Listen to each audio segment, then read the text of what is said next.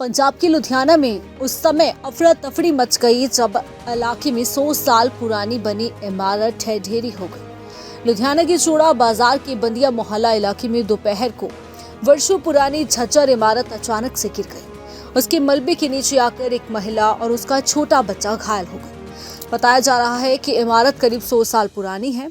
उसकी हालत पिछले कुछ समय से काफी खराब थी। हैरानी की बात तो ये है कि उक्त इमारत के पास रोजाना कई लोग गुजरते हैं। अगर भीड़ के समय इमारत गिरती तो बड़ा हादसा हो सकता था। पड़ोसियों ने आरोप लगाया कि कई बार इमारत के मालिक को इसके बारे में बताया गया, लेकिन उसने इस तरफ कोई भी ध्यान नहीं दिया। इस हादसे में पड़ोस में रहने वाली खुशी अरोड़ा गंभीर रूप से घायल हुई, जबकि उसके बच्चे को भी चोटें लगी हैं। सूचना मिलते ही थाना डिवीजन नंबर 4 की पुलिस मौके पर पहुंच गई। पुलिस ने तुरंत मजदूरों को बुलवाकर मलबा हटाने का काम शुरू कर दिया। आशंका है कि इमारत के मलबे के नीचे 2 पहिया वाहन भी आकर नुकसाने गए हैं। इमारत के पड़ोस में रहने वाले प्रिंस कुमार ने बताया कि बंदिया मोहल्ला में रहते हैं। पड़ोसियों की इमारत काफी समय से खस्ता हालत में थी।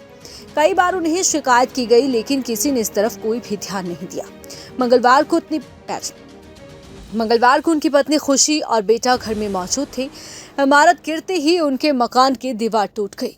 काफी मलबा उनके घर में आ गया। इमारत गिरने से खुशी के सर पर ईंट गिरने से सर फट गया। वहीं 1.5 साल के बच्चे को भी चोट लगी। पत्नी और बच्चे को तुरंत निजी अस्पताल पहुंचाया गया। इमारत के मालिक को भी सूचित कर दिया गया। घायल खुशी अरोड़ा ने कहा कि वो पिछले 2 साल से नया मकान बनाकर रह रहे थे। सोमवार देर रात से पड़ोसियों की इमारत में अजीब सी हलचल हो रही थी। उन्होंने मालिक को इसकी सूचना दी, मगर उसने कुछ समय में आने का कह दिया, लेकिन वो नहीं आया। इतने में इमारत गिर गई। बड़ा हादसा हो गया। लुधियाना से दविंदर डीके की रिपोर्ट।